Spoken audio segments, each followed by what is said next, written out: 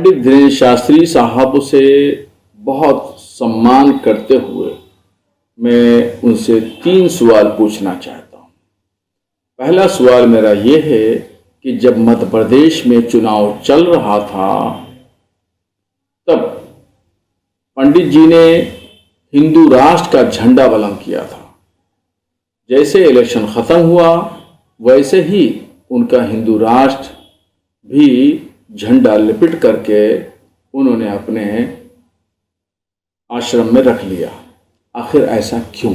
जब भी पंडित जी मुसलमानों के ताल्लुक से बात करते हैं तो धमकी के लबो लहजे में बात करते हैं और वार्निंग देते हैं, कहते हैं सुधर जाओ।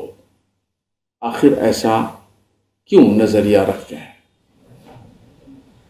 रजवी साहब को हम भी संदेशा देना चाहते हैं कि उन्हें ये जानकारी बहुत कम प्राप्त हुई है। अभी भी हिंदू राष्ट्र के लिए हम नित्य प्रतिदिन कार्य कर रहे हैं। आने वाले दिनों में फिर से बागेश्वर धाम से 900 किलोमीटर तक की रथ यात्रा हिंदू राष्ट्र के लिए पुनः निकालने वाले। बागेश्वर धाम मंदिर प्रांगण में उन्होंने कहा कि झंडा रख दिया। उनकी जानकारी वो ठीक करें।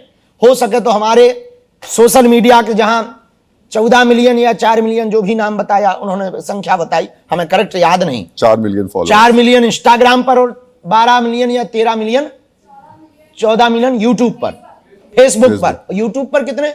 12 मिलियन। उन अकाउंटों पे जाकर वो एक बार चेक कर लें कि हमने झंडा लपेट के नहीं रखा है, लहरा दिया है।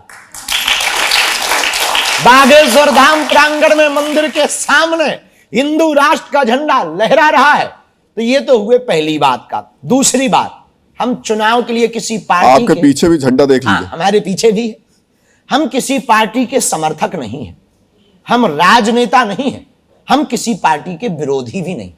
हम अपना कार्य कर रहे। हमारी विचारधारा से किसी की विचारधारा मिलती है तो वो बात अलग है, वो उनका अपना निजी मामला है। हम अपनी विचारधारा के पक्के थे, हैं। जब तक हम जिएंगे रिजवी साहब, साहबुद्दीन साहब, तब तक हम हिंदू राष्ट्र के लिए जिएंगे, देश के लिए जिएंगे, सनातन के लिए जिएंगे। आप झंडा लपेटने की बात कर रहे हैं, जो देश को गजवाए हिंद करेंगे हम उनका झंडा लपड़वा करके रहेंगे।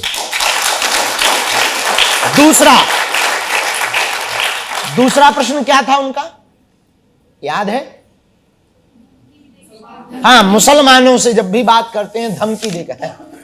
भैया, हमने कब धमकी दी कि तुम्हें किडनैप कर लेंगे, उठा लाएंगे, या तुम्हें मार देंगे या काट देंगे?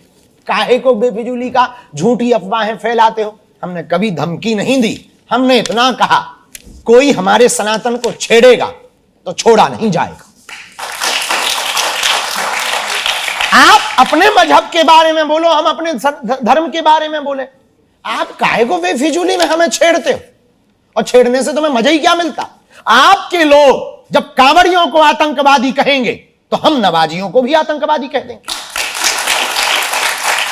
आपके लोग जब सनातनियों को, संतों को टारगेट करेंगे तो हम मौलवियों को टारगेट करेंगे। ना आप हमें छेड़ो ना हम आपको छेड़ेंगे।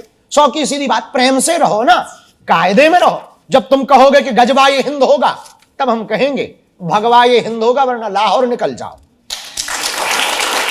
तो हम धमकी नहीं देते हैं ना, हम तो कहते नहीं है, करते हैं भैया।